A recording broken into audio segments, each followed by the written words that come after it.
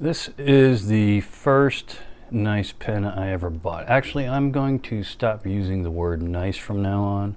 I'm going to start using the word expensive, because you might argue that the 281 Mont Blanc and the Executive Waterman or the Hemisphere Waterman would have been my first real nice pens, because I had those before this. Well, about 25 years ago, more or less, I was getting gift cards from a jewelry shop that I had bought some watches from, and the gift card was for $150.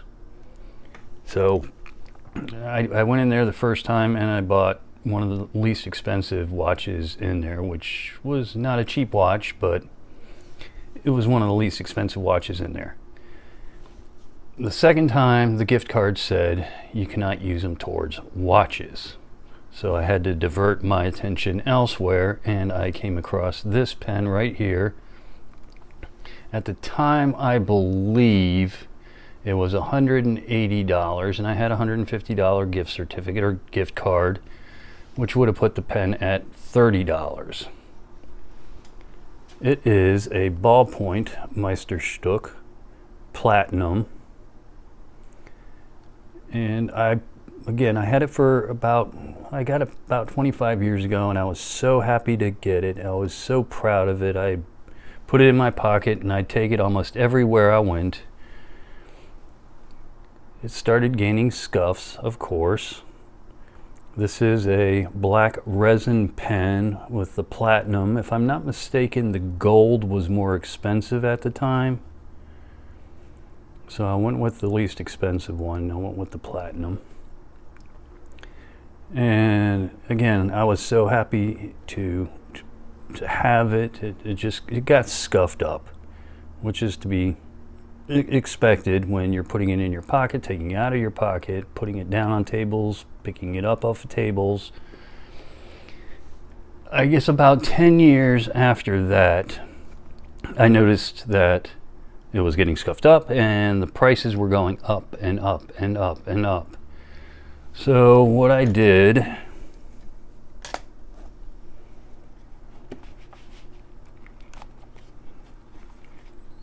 I bought its twin brother, the exact same pen, the Meisterstuck Platinum, black resin. This one I have not used. This is kind of, if I break this one, and I don't carry this around anymore. This is now a desk pen. I use this quite a bit, actually. But I got this, and the original one has, you're probably not going to be able to see it, but if you do, is picks under the clip. And the later version, if you can see that, maybe, let me see, I got it pretty good. It says made in Germany. And of course, they both have the individual serial number on the clip ring here. Both identical pens.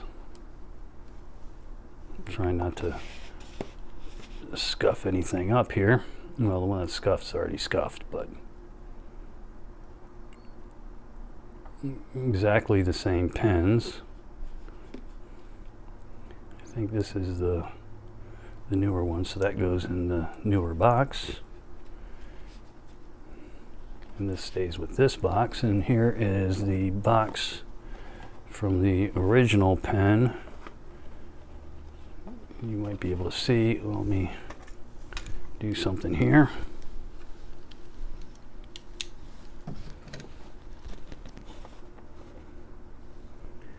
It says MST Platinum. The model number is 2866. I guess I got to kind of move this to get a better view of that. Classic ballpoint, made in Germany.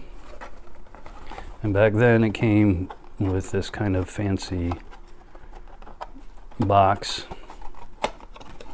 The newer one came with a white box, and then you got the big thick service guide, which also is the exact same service guide that came with the newer one, just a different cardboard box. I want to make sure I'm going to put the right one in the right place, because I want to keep the new one since I'm not using that one. in the correct box. Make sure the scuffed up one goes in the original box. I'm picky about that stupid stuff. I started doing that with watches. You never throw the box away. The box is part of the pen or part of the watch. So anyway, it does have the snow cap or blotch on the end, and it's completely integrated into the finial here. And it does have, when you turn, a really nice snapping motion to lock it into place. That's obviously identical pens, so it's going to have the same effect on both pens.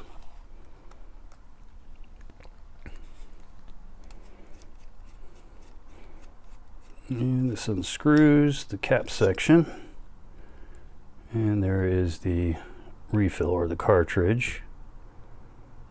This is fine. I don't think I've got several refills for the ballpoints as well as the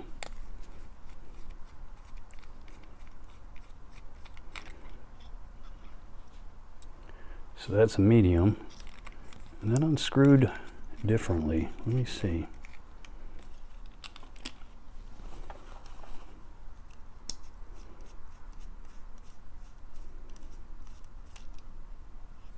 No.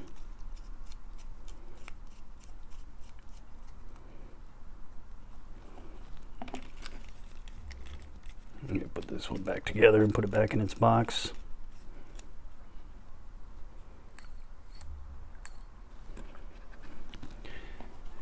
Anyway, the length on this pen is 5 3/8 inches long, or 13.7 centimeters, and then the barrel diameter, I'm going down here, not the cap section, 10.5 millimeters. Very comfortable pen, very nice feeling pen. Like I said, you know, in all honesty, I think that if I only had one choice of pen to keep in all of my collection, including this one, this is the pen that I would keep. This is simply because of the memory of the whole thing. Now, I don't remember every nuance of purchasing it. I remember getting the gift card. I remember walking in there. I remember kind of browsing around at the different sections. I don't wear rings. I don't wear necklaces or earrings or any of that other stuff that they had in there. So the third time I got a gift card, I just threw it in the trash, because that one said you can't use it on pens or watches. I guess people were walking in there with these gift cards buying pens and watches like me, and decided that they were going to exclude that, so you'd be forced into buying jewelry.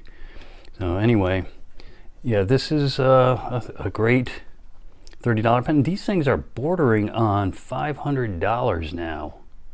I think it's like $480 retail price on these. So by the time I got this, like I said, if I got this 25 years ago and this I got 10 years later,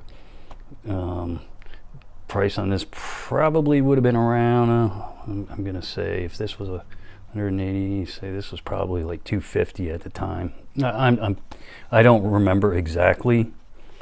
This one I remember more about, and I brought this. This is the only catalog I have, so this is the only catalog I can pull. I mean, I do have a Parker Duofold catalog and a Lamy catalog, but this is kind of the full line catalog that I use. So back in 1990, how much were these things selling for? Go past Schaefer. Okay, go to the next Mont Blanc page. So this one was the gold one, and like I said, I think the gold one was more expensive. Something just fell on the floor. Oh, that was my scale. Let me see. The pens are in the way. So the closest one, I think, would be the E. Well, let me see what E is. And these are golds, so they're not the platinum. So E would be the rollerball. So let's try F. Ballpoint, $99. Rollerball was $125. Well, no, let's see. E, rollerball, yeah, $125. And then if you got the black was $99 ballpoint, and then the burgundy was the same price, $99. So that's how much these things were going for in 1990. And like I said, they're not cheap pens. They are beautiful pens. Now I got to pick up that scale that fell on the floor here. I'll put that there so you can look at that while I scoop it up with my foot and pick it up with my fingers. And now it's time to weigh it.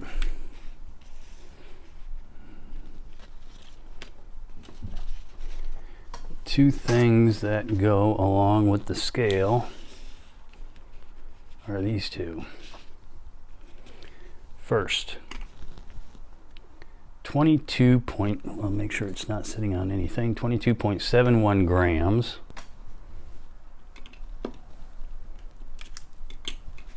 Five, traditional Parker jotter, 15.31. Now you can see it is a heavy pen. You know, again, these tend to be more weighty than a lot of the fountain pens out there. I don't have a Meisterstuck fountain pen, so I can't really compare that to this. But it just has a great weight and great feel to it. And again, there's your serial number. And then over on this side it says made in Germany. And the same thing with this. You got your serial number, made in Germany. And then around the band here, you got a triple bands. It's Mont Blanc Meisterstuck Pix. Mont Blanc Meisterstuck Pix. Same thing on my first one, Meisterstuck Mont Blanc. And there's the Pix right there. Great little pens. Like I said, you know, if I lost both of these or broke one of these, would I go out and spend $480, $500 on this pen? Probably not, simply because that's a lot of money for a ballpoint pen. It really is, and that's kind of one of the reasons I'm glad I got its sibling, its twin here when I did.